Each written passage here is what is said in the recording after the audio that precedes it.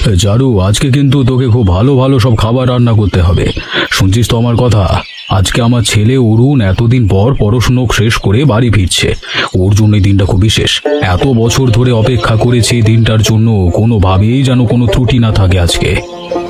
জি বাবু, নিশ্চয়ই করব সবকিছু ঠিকঠাক।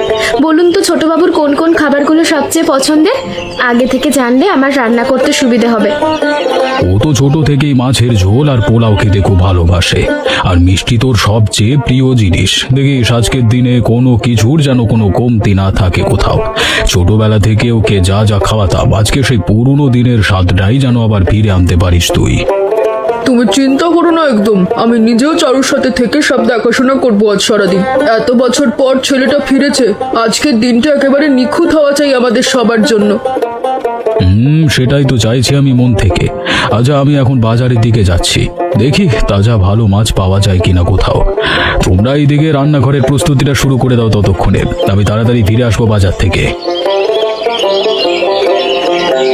চারু, তোর বোন লতা কেমন আছে রে আজকাল? পড়াশোনা ঠিকঠাক চলছে ওর, নাকি কোনো সমস্যা হচ্ছে? হ্যাঁ গিন্নিমা, ভালো আছে। পরীক্ষা দিয়েছে, দেখা যাক কেমন রেজাল্ট করে। রেজাল্ট বেরোলে আমাকে জানাস কিন্তু, খুব ভালো লাগবে শুনতে। মেয়েটাকে ছোটবেলা থেকে তো দেখছি, ওর চোখে মুখে সব সময় কেমন একটা অন্যরকম জেদ আছে। আমার তো একটাই স্বপ্ন এখন, লতা যেন ভালো কিছু করতে পারে জীবনে, তাহলেই আমার সব কষ্ট সার্থক হবে। ওর জন্যই তো এত পরিশ্রম করি রোজ। ওর মুখে হাসি দেখলে আমার সব ক্লান্তি দূর হয়ে যায়। আচ্ছা চল রান্নাঘরে যাই, এখন রান্নার প্রস্তুতি নিতে হবে। চারু, পোলাওয়ের চালটা আজ কিন্তু আলাদা করে ভিজিয়ে রাখিস, একদম সরু চালটা ব্যবহার করবি। অরুণের ওই চালের পোলাওটা সবচেয়ে বেশি পছন্দ ছিল ছোটবেলা থেকে। ঠিক আছে গিন্নিমা, আর মাছের ঝোলে আজ একটু বেশি করেই মশলা দেবো ভাবছি। ছোটবাবু তো ঝাল খেতেও পছন্দ করেন। হ্যাঁ, সেটা ভালো বলেছিস। ওর বাবার মতোই ঝাল খাওয়ার অভ্যেস ওর। বিদেশে গিয়েও শুনি নাকি ঝাল খাবার খুঁজে বেড়াতো সবসময়। ওখানকার খাবার নাকি ওর মুখেই রুচতো না। আচ্ছা চারু, তোর মনে আছে যখন প্রথম এই বাড়িতে কাজ করতে এসেছিলি, তখন তুই আর তোর বোন কত ছোট ছিলি দুজনে? হ্যাঁ গিন্নিমা, সেই দিনগুলোর কথা মনে হলে এখনও আমার গলা ধরে আসে। মা বাবা চলে যাওয়ার পর আপনারাই তো আমাদেরকে আশ্রয় দিয়েছিলেন। এই কাজটা না পেলে হয়তো আমরা দু বোন খেতেই পারতাম না। এভাবে বলিস না রে মা, তুই তো নিজের পরিশ্রম দিয়েই সব করেছিস এতদিন। কখনো একদিনও ফাঁকি দিসনি কাজে। এই বাড়ির সবাই তোকে খুব বিশ্বাস করে এখন। আপনাদের এই কথাগুলোই আমার সবচেয়ে বড় সম্বল গিন্নিমা। আচ্ছা, এবার মিষ্টির ব্যবস্থাটা একটু দেখি, বাজার থেকে দুধ এসেছে কিনা খোঁজ নিতে হবে তো আমার। যা যা, তাড়াতাড়ি দেখে আয়। আর শোন, দুধটা যদি না আসে তাহলে আমাকে বলিস, আমি লোক পাঠিয়ে আনবো। চিন্তা করবেন না গিন্নিমা, আমি সব সামলে নেব ঠিক করে। বাবা, মা, আমি এসে গেছি। কতদিন পর তোমাদের সামনে দাঁড়ালাম, বিশ্বাসই হচ্ছে না আমার নিজের। সারা রাস্তা শুধু ভাবছিলাম কখন বাড়ি পৌঁছাবো আর কখন তোমাদের দেখতে পাবো। বাবারে, তুই তো একেবারে অন্যরকম হয়ে গেছিস দেখতে। এত বছর পর তোকে চোখের সামনে দেখে কি যে আনন্দ হচ্ছে বলে বোঝাতে পারবো না। একটু কাছে এত, তোর মুখটা একটু ভালো করে দেখি আমি। এতদিন পর ফিরলি বাবা, আয় আয় ভেতরে আয়। রাস্তায় কষ্ট হয়নি তো তোর? এতটা পথ একা একা এলি, আমি তো ভাবছিলাম স্টেশনে গিয়ে নিয়ে আসবো তোকে, তুই আগেই বলে দিলি না নেওয়ার জন্য। না বাবা, তেমন কোনো কষ্ট হয়নি খুব একটা। তবে বাড়ির কথা, তোমাদের কথা খুব মনে পড়তো রোজ, বিদেশের ওই একলা ঘরে বসে বসে আর কি। জানি রে বাবা, তোর প্রতিটা চিঠিতেই সেই কষ্টের ছাপ পেতাম আমরা, কিন্তু আজকে তুই ফিরে এসেছিস, এখন আর কোনো দুঃখ নেই আমাদের মনে। জানিস, আজ সকাল থেকেই চারু আর আমি মিলে তোর পছন্দের সব রান্না করেছি। মাছের ঝোল, পোলাও, আর সেই মিষ্টিও আছে যেটা তুই সবচেয়ে বেশি ভালো খেতিস ছোটবেলায়। সত্যি মা, আমার তো মুখে জল চলে এলো এখনই শুনে। এতদিন বিদেশে থেকে বাড়ির খাবারের জন্য কত মন কেমন করেছে জানো না তোমরা? জানি রে বাবা, তুই ছোটবেলা থেকেই এমন খাদ্য রসিক। প্রতিবার ফোনে কথা হলে জিজ্ঞাসা করতিস চারু কেমন রান্না করেছে, কি কি বানিয়েছে। আজ তো তোর জন্যই সব রান্না হয়েছে, তাও আবার বিশেষ যত্ন করে। চল চল, আগে ভেতর দিয়ে জামা কাপড় বদলে নে, তারপর সবাই মিলে বসে খাওয়া যাবে। অনেক কথা বলবার আছে আমাদের তোর সাথে। তা বল বাবা, এবার পড়াশোনা শেষ করে এখন কি পরিকল্পনা তোর? এখানেই থাকবি নাকি আবার কোথাও যাওয়ার ইচ্ছে আছে? বাবা, আমি ভাবছি এখানেই থেকে জমিদারির কাজে হাত লাগাবো এবার। আর সেই সাথে গ্রামের মানুষদের জন্য কিছু একটা করবার ইচ্ছে আমার মনে আছে। শুধু নিজের পরিবার নিয়ে থাকলে তো চলবে না। গ্রামের মানুষদের জন্য কি করার কথা ভাবছিস তুই? একটু বল না শুনি, খুব কৌতূহল হচ্ছে আমার। এই যেমন ধরো, অনেক গরিব পরিবারের ছেলেমেয়েরা পড়াশোনায় ভালো হলেও টাকার অভাবে এগোতে পারে না। আমার ইচ্ছে আছে এমন কিছু ছেলেমেয়েকে সাহায্য করবার, যাতে ওরাও নিজেদের স্বপ্ন পূরণ করতে পারে। বিদেশে থাকতে অনেক দেখেছি, একটু সাহায্য পেলে মানুষ কত দূর যেতে পারে। এই তো এমন কথাই তো শুনতে চেয়েছিলাম তোর মুখে। বিদেশ থেকে পড়াশোনা করে এসেও তোর মন এখনো ওই মাটির সাথে জড়িয়ে আছে, দেখে খুব ভালো লাগলো আমার। এটাই তো আসল শিক্ষা। বাবা, তুমি তো ছোটবেলা থেকে শিখিয়েছো, যা কিছু পেয়েছি জীবনে তার কিছুটা ফিরিয়ে দিতে হয় সমাজকে। এই শিক্ষাটাই তো এখনো মনে গেঁথে আছে আমার। শুনে মনটা ভরে গেল আমার বাবা। এই জমিদারি, এই সম্পদ সবকিছু একটা দায়িত্ব থেকে, জানিস তো, শুধু নিজের সুখের কথা ভাবলে হয় না, চারপাশের মানুষদের কথাও ভাবতে হয় সমানভাবে। লতা, অনেক পড়েছিস আজ, এবার একটু খেয়ে নে তো। এভাবে না খেয়ে সারা রাত পড়লে তো শরীর খারাপ করবে, তখন আমি কি করব? তোরা যত দেরি হলো কেন রে ফিরতে দিদি? সন্ধ্যা পেরিয়ে এখন তো প্রায় রাত হয়ে গেল। আমি তো চিন্তা করছিলাম তোকে নিয়ে, বারবার দরজার দিকে তাকাচ্ছিলাম, ভয়ও লাগছিল একটু একটু। আজ জমিদার বাড়ির ছোটবাবু এসেছেন বিদেশ থেকে ফিরে, তাই অনেক রকম খাবার রান্না করতে গিয়ে দেরি হয়ে গেল। সারাদিন তো রান্নাঘরেই কেটে গেল। এই নে, তোর জন্য একটু খাবার নিয়ে এসেছি রান্নাঘর থেকে, একদম টাটকা আছে এখনো। থ্যাংক ইউ দিদি, তুই সারাদিন খেটে এসেও আমার কথা ভুলিসনি। আমি সত্যিই খুব ভাগ্যবতী তোর মতো একটা দিদি পেয়ে। তুই না থাকলে আমার জীবনটা অন্যরকম হতো। এভাবে বলিস না তো লতা, তুইও তো আমার সব। তোকে ছাড়া এই পৃথিবীতে আমার আর কে আছে বলতো? নে চল, খেয়ে নে, এবার তাড়াতাড়ি খা, নাহলে ঠান্ডা হয়ে যাবে। এসব কথা বলতে নেই বোকামে, তুই তো আমারই একমাত্র আপনজন এই পৃথিবীতে। তোর ভালো থাকাটাই তো আমার সবচেয়ে বড় চাওয়া। আচ্ছা বলতো, তোর রেজাল্ট কবে দেবে? এই তো সামনের সপ্তাহে দেবে দিদি, দেখি কি রেজাল্ট হয় শেষ পর্যন্ত। জানি না আমাদের কপালে কিছু আছে কিনা, নাকি সারা জীবন এভাবে না খেয়ে দিন কাটাতে হবে। এভাবে মন খারাপ করিস না লতা, তুই তো সারা বছর দিনরাত এক করে পড়াশোনা করিস, নিশ্চয়ই ভালো ফল হবে। আমার তো মনে হচ্ছে এবার আমাদের ভাগ্যটা খুলবে। তুই এত আশাবাদী কিভাবে থাকিস দিদি এত কষ্টের মধ্যেও? আমার তো মাঝে মাঝে মনে হয় আমাদের জীবনে বোধহয় কিচ্ছু ভালো হবে না। শোন লতা, যতদিন তুই আর আমি একসঙ্গে আছি ততদিন কোনো কষ্ট দিকে আমাদের হারাতে পারবে না। এখন চুপচাপ খেয়ে নে। তুই কি ভয় পাস না মাঝে মধ্যে? এই একলা দুই বোন মিলে এত বড় পৃথিবীতে টিকে থাকা, এত সংগ্রাম করা, তোর কি ক্লান্ত লাগে না দিদি?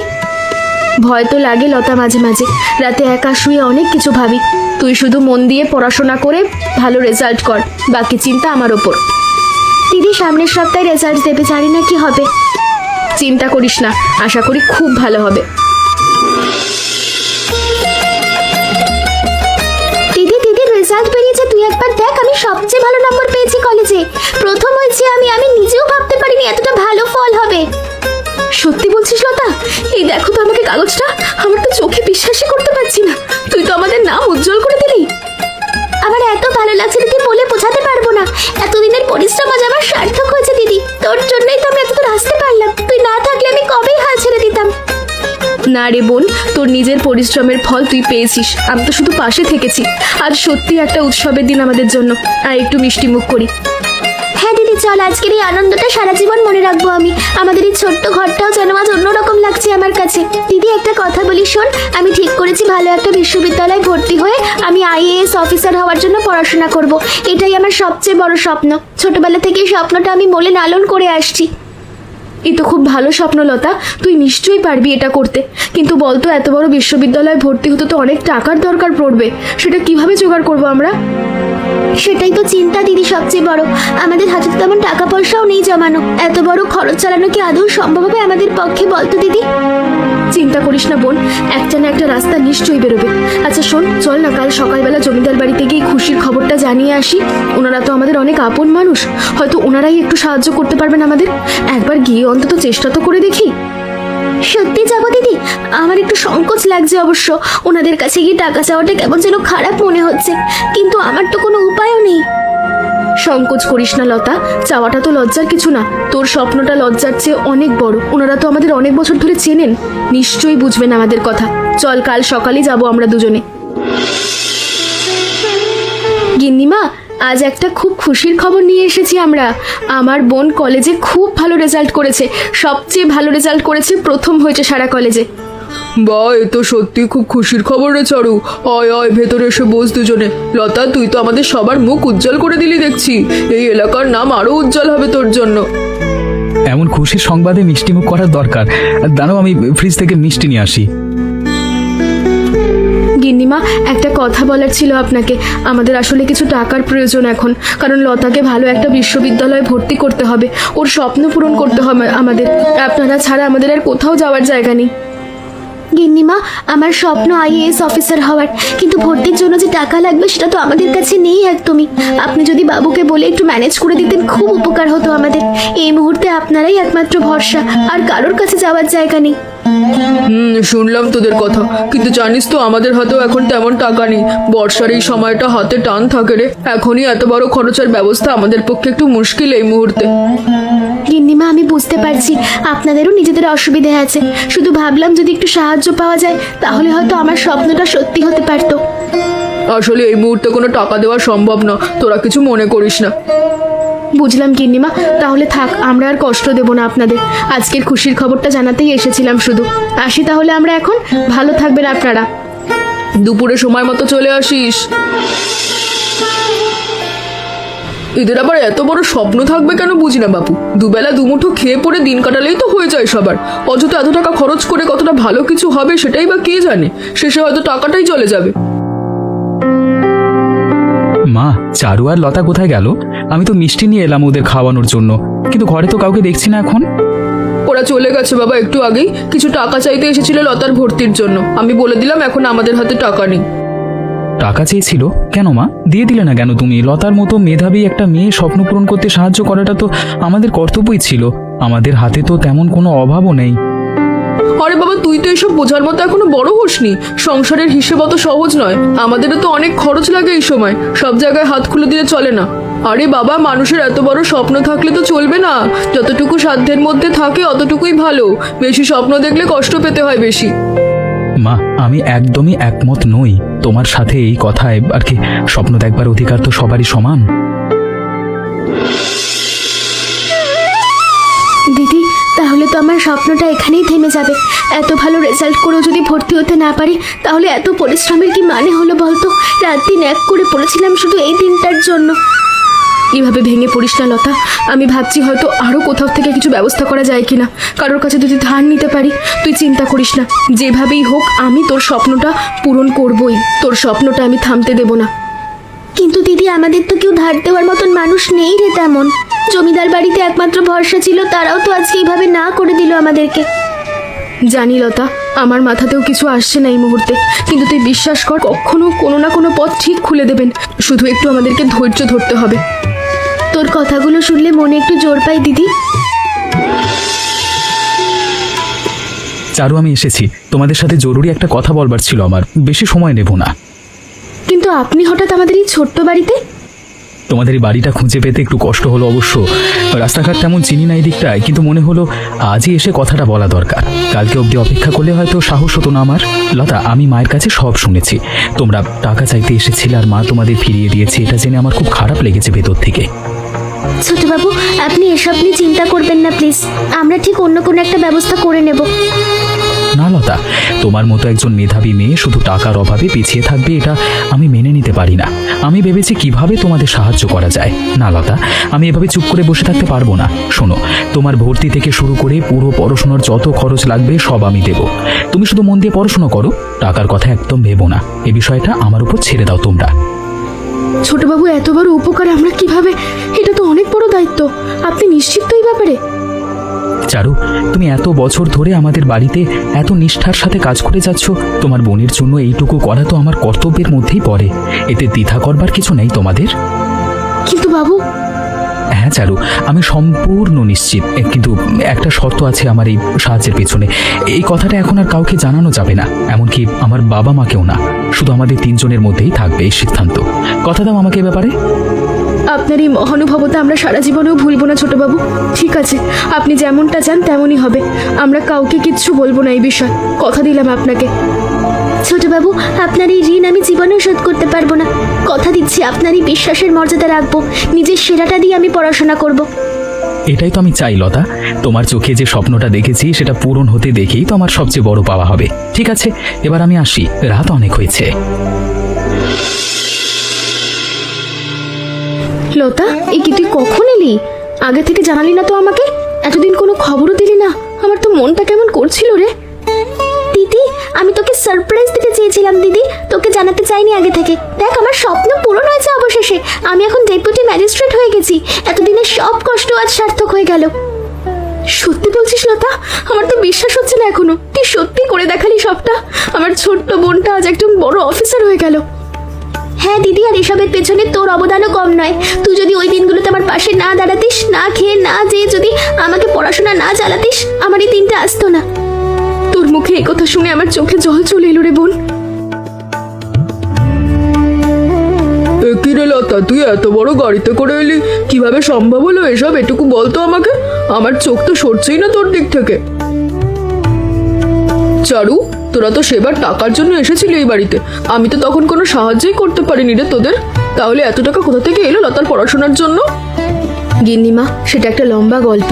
সেদিন রাতে আমরা যখন খুব চিন্তায় বসেছিলাম বাড়িতে, তখন হঠাৎ করে অরুণ ছোটবাবু আমাদের বাড়িতে এসে হাজির হয়েছিলেন। হ্যাঁ গিন্নিমা, ছোটবাবু নিজে থেকেই বলেছিলেন আমার সব খরচ তিনি বহন করবেন। শুধু একটাই শর্ত ছিল, এটা যেন কাউকে না জানাই, এমনকি আপনাকেও না। কি বলছিস তুই? অরুণ এত বড় একটা কাজ করেছে আর আমাকে কিচ্ছু জানতে দেয়নি এতদিন? আমি তো ওকে কতবার জিজ্ঞাসা করেছি তোদের ব্যাপারে, ও তো কিছুই বলেনি। ছোটবাবু বলেছিলেন উনি চান না এই সাহায্যের কথা জানাজানি হয়ে লতার এই অর্জনটাকে কেউ ছোট করে দেখুক। উনি বলেছিলেন লতা নিজের যোগ্যতাতেই এগিয়ে যাবে, শুধু উনি একটু সহায়ক হয়ে হাত বাড়িয়েছিলেন মাত্র। আমার ছেলেটা এত বড় মনের মানুষ হয়েছে, আর আমি তো সেদিন ওদের ফিরিয়ে দিয়েছিলাম নিজের হাতে। আমার আজ নিজেকেই খুব ছোট মনে হচ্ছে। গিন্নিমা, আপনি নিজেকে দোষ দেবেন না। আপনি তো তখনকার পরিস্থিতি বুঝেই বলেছিলেন, তার মধ্যে কোনো খারাপ উদ্দেশ্য তো ছিল না আপনার। শেষমেশ তো সব ভালোই হলো, এটাই বড় কথা। না গিন্নিমা, মন খারাপ করবেন না। আপনার ছেলের এই উদারতাই তো আজ আমাকে এই জায়গায় পৌঁছে দিয়েছে। আপনার পরিবারের এই ঋণ আমি সারা জীবনেও শোধ করতে পারবো না। না রে মা, ঋণের কথা বলিস না। বরং আমি তোদের কাছে ঋণী থেকে গেলাম সারা জীবনের জন্য, আমার সেদিনের ব্যবহারের জন্য। আজ থেকে তোরা আমার কাছে শুধু পরিচিত মুখ না, আমার নিজের মেয়েদের মতোই। কি ব্যাপার, সবাই এখানে জড়ো হয়ে আছেন কেন? আর লতা, তুমি এই পোশাকে এত বছর পর, ব্যাপারটা কি বলো তো আমাকে? আমি তো ফিরে এসে একদম অবাক হয়ে গেছি। ছোটবাবু, আমি আজ ডেপুটি ম্যাজিস্ট্রেট হয়ে ফিরে এসেছি আপনাকে ধন্যবাদ জানাতে। আপনার এই সাহায্য ছাড়া আমি কখনো এই জায়গায় পৌঁছতে পারতাম না। জীবনে আপনার এই ঋণ আমি কখনো শোধ করতে পারবো না। আরে, এই কথাটা তো গোপন রাখবার কথা ছিল আমাদের মধ্যে, তুমি বলে দিলে সবাইকে। গিন্নিমা নিজেই জিজ্ঞাসা করলেন সব, তখন আর লুকিয়ে রাখতে পারলাম না ছোটবাবু। আসল সত্যিটা একদিন না একদিন তো সামনে আসতোই। ঠিক আছে, তাহলে তো এবার আর গোপন রাখবার কোনো মানেই হয় না। যা করেছি মন থেকেই করেছিলাম, তাই এখন প্রকাশ পেলেও আমার কোনো আফসোস নেই। মা, তুমি মন খারাপ করো না। ভালো কাজের পেছনে কারণ খোঁজবার দরকার নেই, শুধু এইটুকু জানলেই হবে যে আজকে লতা তার স্বপ্ন পূরণ করেছে। এটাই সবচেয়ে বড় পাওয়া আমাদের সবার জন্য।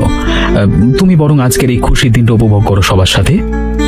দিদি, আজ আমার এই সাফল্যের দিনে তোর কথা সবচেয়ে বেশি মনে পড়ছে। তুই যদি সেদিন আমার পাশে না থাকতিস, তাহলে আমি কখনোই এতটা দূরে আসতে পারতাম না। আজকের এই দিনটা শুধু তোর একার না লতা, এটা আমাদের দুই বোনের একসাথে লড়াই করার ফসল।